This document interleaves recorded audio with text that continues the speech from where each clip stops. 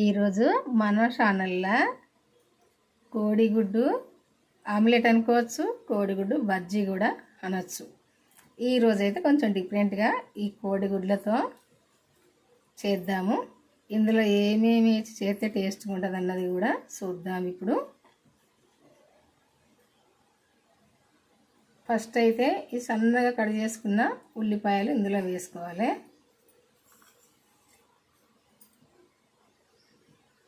కొంచెం ధనియాల పొడి కూడా వేసుకోవాలి. మిర్చి పౌడర్ ఇది కూడా వేసుకోవాలి. కొంచెం అల్లం వెల్లుల్లి పేస్ట్ వేసుకోవాలి. కొంచెం సాల్ట్ కూడా వేసుకోవాలి తగినంత. కొంచెం పసుపు కూడా వేసుకోవాలి. కొంచెం జీలకర్ర కూడా వేసుకోవాలి. ఇదంతా కూడా కలుపుకోవాలి.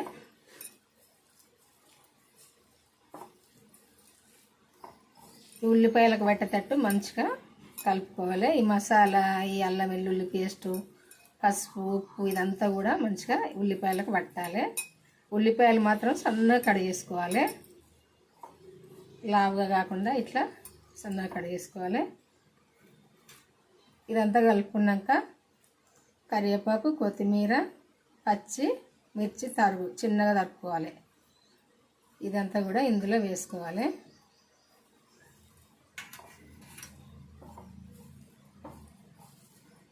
ఇది కలుపుకున్నాక శనగపిండి కొంచెం ఒక స్పూన్తో స్పూన్నర ఇది కూడా వేసుకొని కలుపుకోవాలి.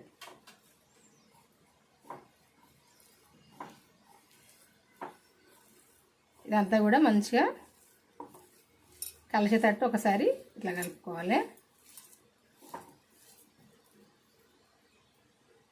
ఇప్పుడు కోడిగుడ్లు శుభ్రంగానైతే కడుక్కోవాలి. వీటిని కడిగి తీసుకున్న కోడిగుడ్లు పలుగొట్టుకొని ఇందులో వేసుకోవాలి.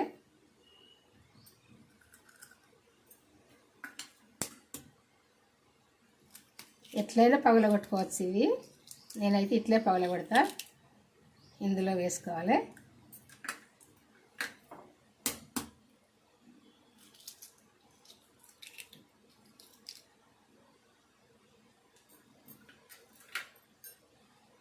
కొంచెము కారం వేసుకుందాము, ఎందుకంటే ఇది నీసు స్మెల్ వస్తుంది. తగినంత ఉప్పు కారం లేకుంటే ఇదంతా కూడా మంచిగా కలుపుకోవాలి. ఇప్పుడు కలిసేటట్టు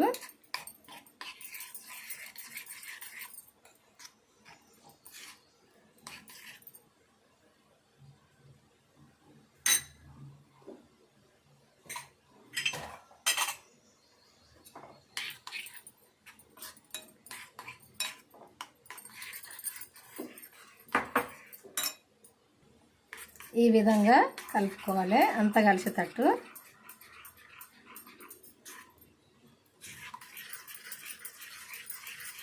మంచిగా నురుగొచ్చేదాకా కలుపుకోవాలి. ఇది ఎగ్గు మంచిగా మనం ఇది కోడిగుడ్లు ఇందులో కొట్టి పోసుకున్నాం కదా, ఇదంతా కూడా ఇట్లా కలుపుకుంటే కొంచెం నురుగులాగా వస్తుంది. ఇట్లా నురుగొచ్చేదాకా కలుపుకోవాలి. నేను వేసిన కారం కొంచెం సరిపోనట్టు అనిపించింది. ఇంకా కొంచెం కూడా వేసిన తర్వాత అంతనైతే ఇట్లా కలుపుకొని తీసుకోవాలి. కొంచెం నూనె వేసుకొని ప్యాన్ పైన ఈ ఉల్లిపాయ బట్టి కొంచెం అంతా అప్లై చేసుకోవాలి. కొంచెం ఎక్కువనే వేసుకోవాలి నూనె.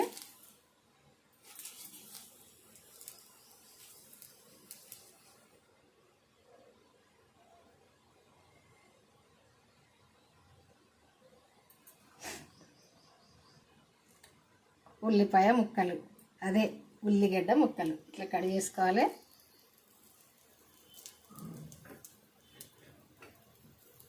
ఇట్లా రెండు ఎందుకు తీసుకున్నానంటే కొంచెం లావుగా ఉంటే మంచిగా ఉంటాయి. కింది సైడ్ కొంచెం ఇట్లా పొందేటట్టు ఉండాలి, బయటికి వెళ్ళకుండా ఉంటుంది. మనం వేసుకున్న ఎగ్గు విసరము ఇది అన్ని ఇట్లా పెట్టుకోవాలి. అన్నిట్లో పెట్టుకుని మనము కొంచెము వేసుకునే గరిటె పెద్దగా ఉండాలి. ఇది తీసుకొని ఇందులో వేసుకోవాలి. ఫస్ట్ అయితే కొంచెం వేసుకోవాలి, ఎందుకంటే బయటికి వెళ్ళకుండా ఉంటుంది. ఇది ఎందుకంటే కొంచెం ఇది కింది సైడ్ ఖాళీ ఉంటుంది కదా, కొంచెం బయటికి వెళ్ళే ఛాన్స్ ఉండదని అనుకుంటాను నేనైతే, అందుకేనైతే ఇట్లా చేస్తాను. ఫస్ట్ అయితే కొంచెం వేసి చూద్దాము.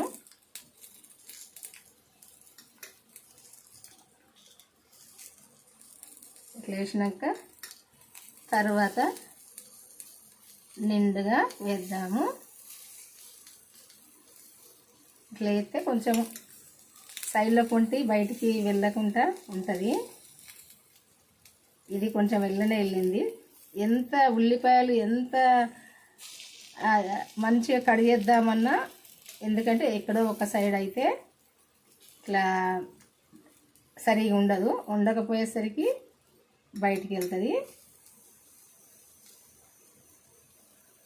ఇట్లా వేసుకోవాలి, ఎందుకంటే ఒకటేసారి మనం వేసినాం అనుకోండి బయటికి వెళ్తుంది. అందుకే కొంచెం బయటికి వెళ్ళకుండా జాగ్రత్త తీసుకుంటే బాగుంటుందని అయితే నేను చేస్తున్నా. ఇది కొంచెం బయటికి వెళ్తూనే ఉంది, ఇది కొంచెం వెళ్తుంది. మనం ఎంత జాగ్రత్తలు తీసుకున్నా మరీ నిండుగానైతే వేసుకోవద్దు, ఎందుకంటే ఇది ఈ ఆమ్లెట్ కొంచెం ఉడికిందంటే పైకి వస్తుంది కదా, అందుకే కొంచెం తక్కువనే వేసుకోవాలి. కొత్తిమీర,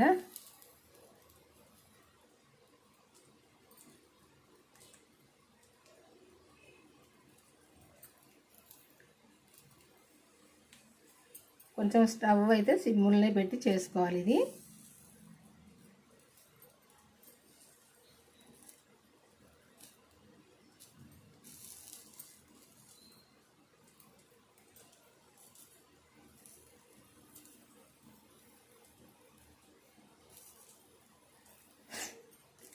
పై నుండి కొంచెము నూనె వేసుకోవాలి.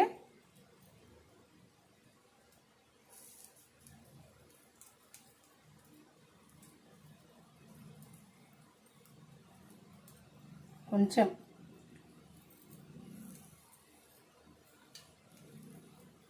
కొద్దిసేపు అయితే ఈ మూత పెట్టుకొని ఉడికించుకోవాలి, ఎందుకంటే ఉల్లిపాయ పచ్చిమిర్చి అన్నీ కూడా మంచిగా ఉడుకుతాయి.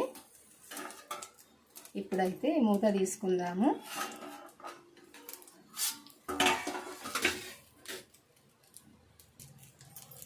ఇప్పుడు ఒక సైడు కాలినాక మెల్లగా తిప్పి రెండో సైడు వేసుకోవాలి.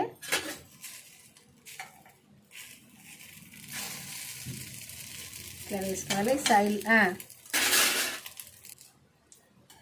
అన్నీ కూడా రెండో సైడు మెల్లగా తిప్పేసుకోవాలి, జాగ్రత్తగా ఇట్లా వేసుకోవాలి.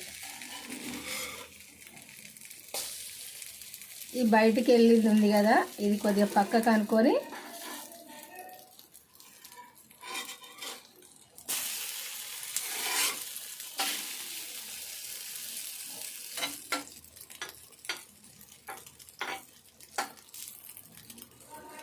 ఇది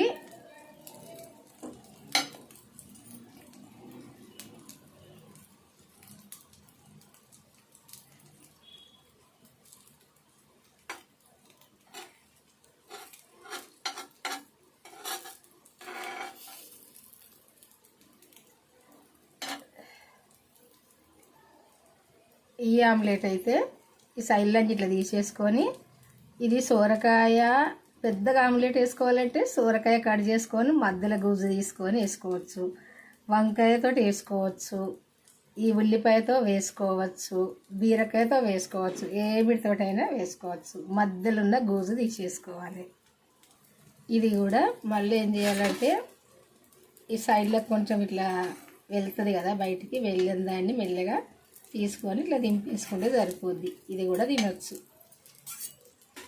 ఇట్లా వేసుకోవాలి.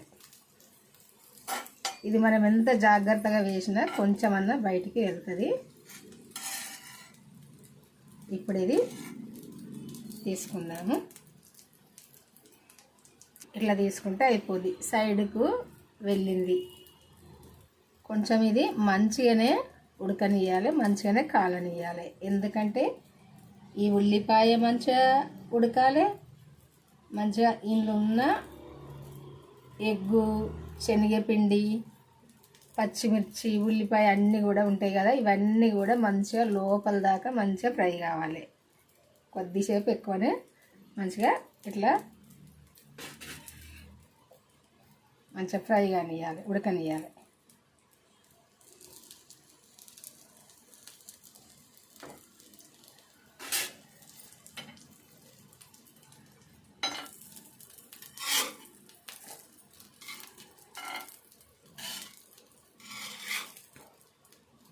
ఇంకా కొద్దిసేపు కూడా ఇది మంచిగా ఫ్రై కానిద్దాము. ఇదైతే స్టవ్ మరి సిమ్లో పెట్టుకొని చేసుకోవాలి, ఎందుకంటే ఇది మాడిపోద్ది కాబట్టి.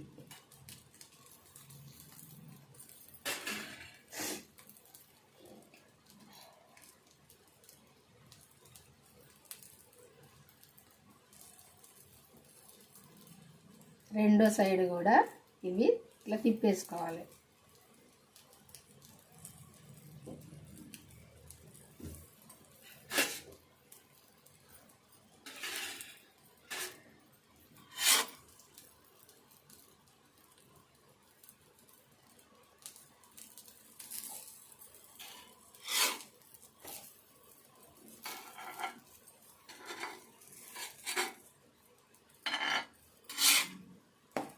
ఈ విధంగా ఈ ఆమ్లెట్ కాలితే సరిపోద్ది.